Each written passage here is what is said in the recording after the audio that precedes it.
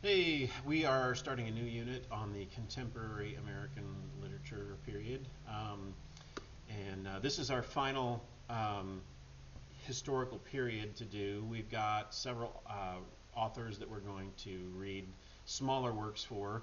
And then when we finish that, we'll go ahead and take a test over the contemporary period as a whole. And then we have another unit that is a play that we'll read. It's a longer work that we'll finish off. That'll be the last major thing we do for the year. We may have a few projects after that, depending on how much time we have, because it may take us up until the end of the year to finish. But anyway, with that said, contemporary American literature. What is contemporary, by the way? I mean, we may throw that word around. I just want to make sure we're clear on what that means. There are two meanings of the word contemporary. One, people who lived at the same time. So you might say Shakespeare and Queen Elizabeth were contemporaries of each other. They lived at the same time as each other. The other way we use that, which is how it's used in this historical period, is the fact that it's up until the present, contemporary. So it happens at the same time as us. Now, I know you weren't around in 1945, but there are maybe your grandparents or great grandparents were around in 1945. They may have been real small, but anyway, from 1945 up until the present, that is what we call the contemporary period. And just looking at the subtitle I've got here, A Journey Through Postmodernism, New Journalism, and Modern Poetry. Postmodernism is a term we're going to take a look at, and then we're going to look at some of the journalism stuff, as well as modern poetry. Okay, the crucible of the contemporary experience. The crucible, it's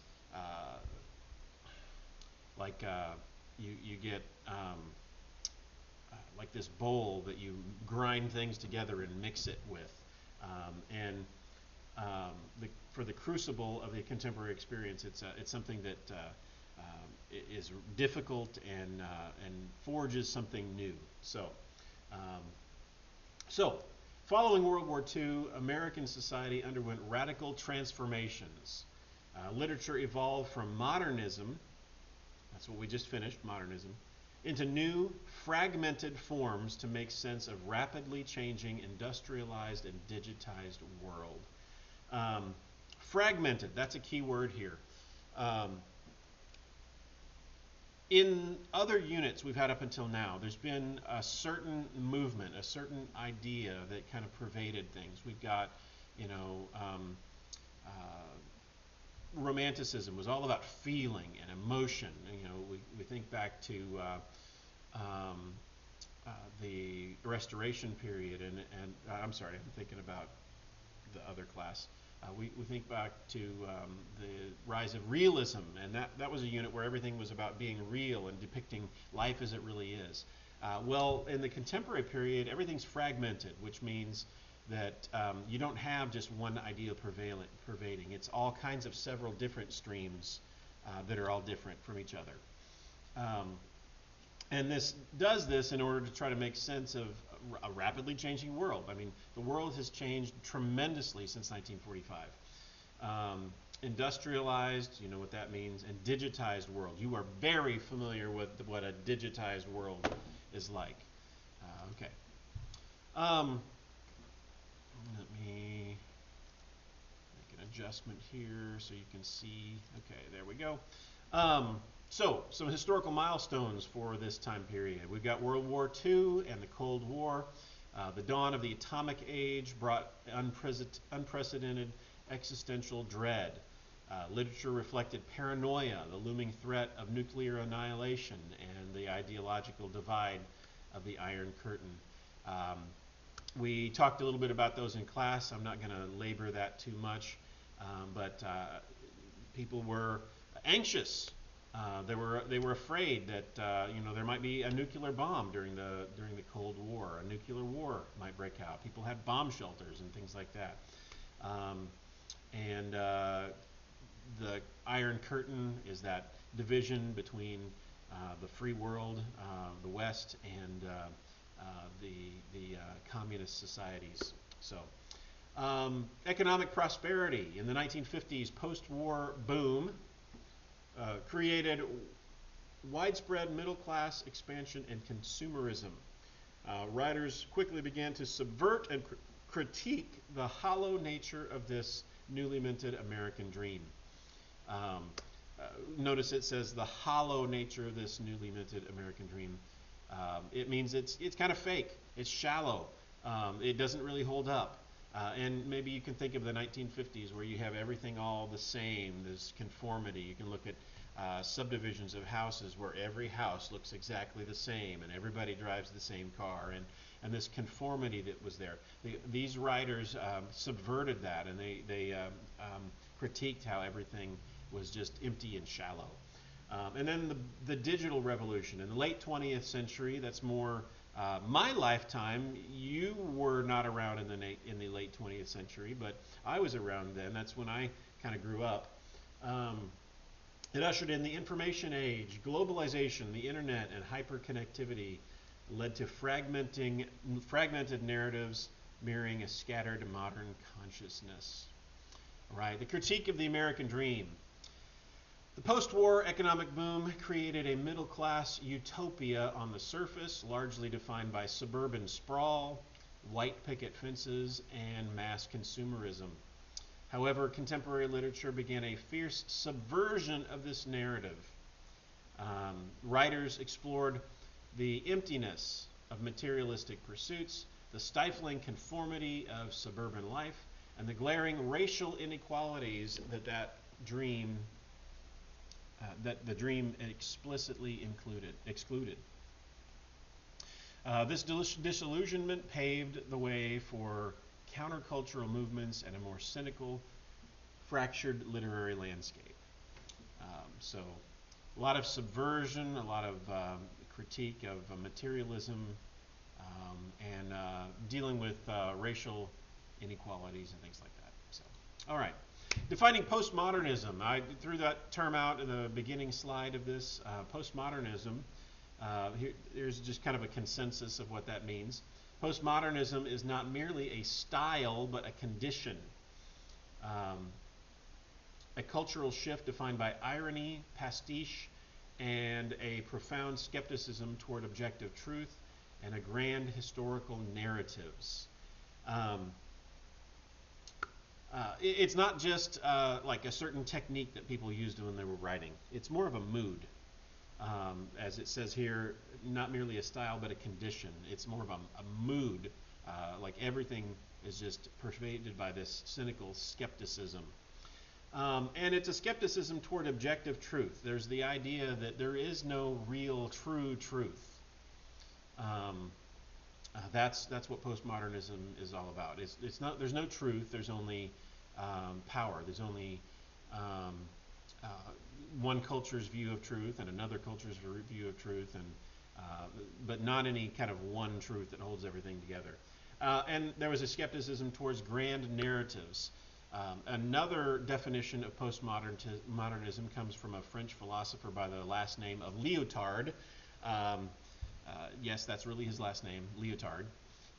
He said that postmodernism is an incredulity toward meta-narratives.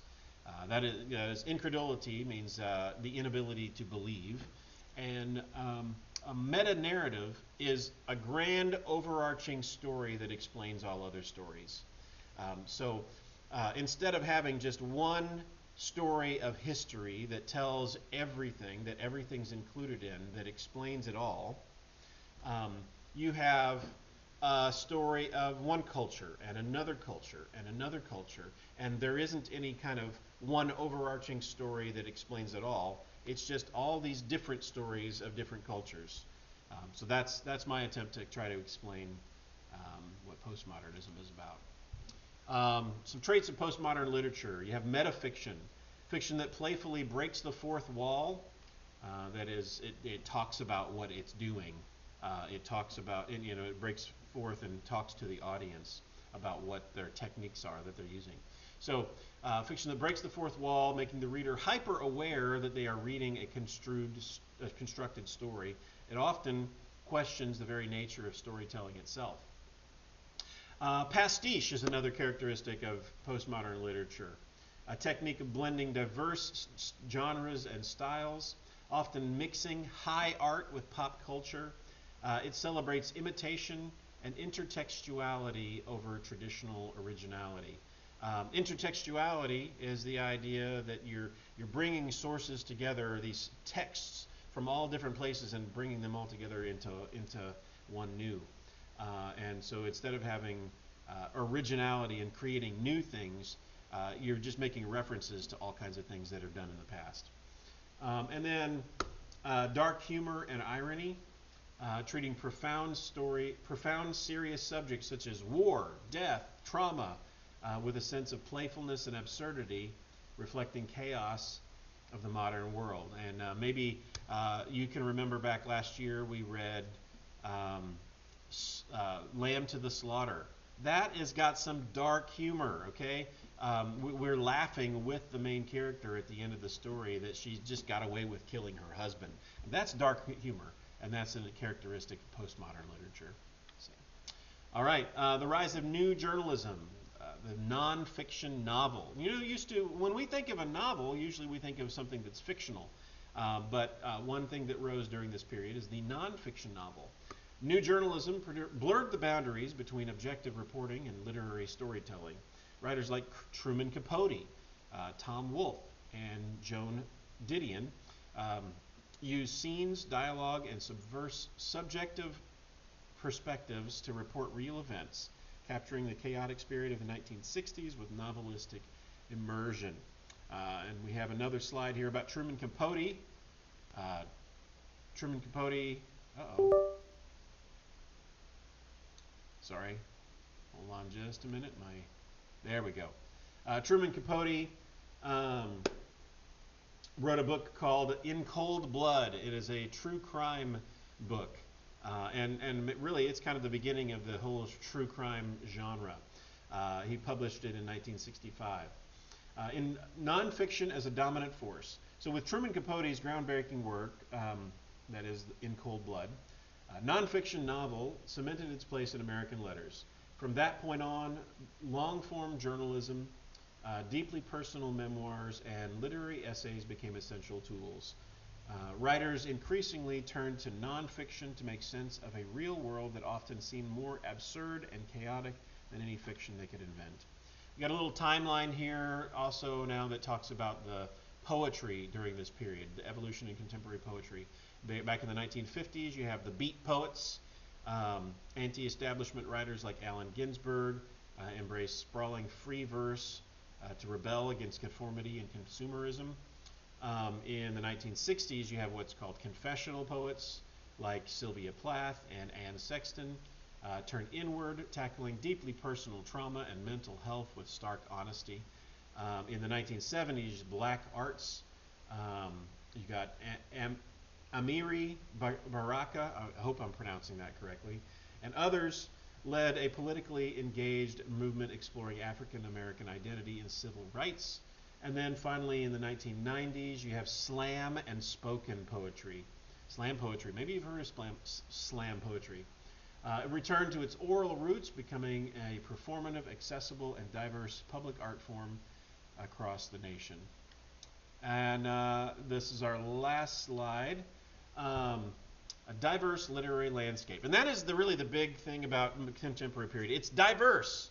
It's all kind of all over the place. It's not just one thing like what it's been in previous units.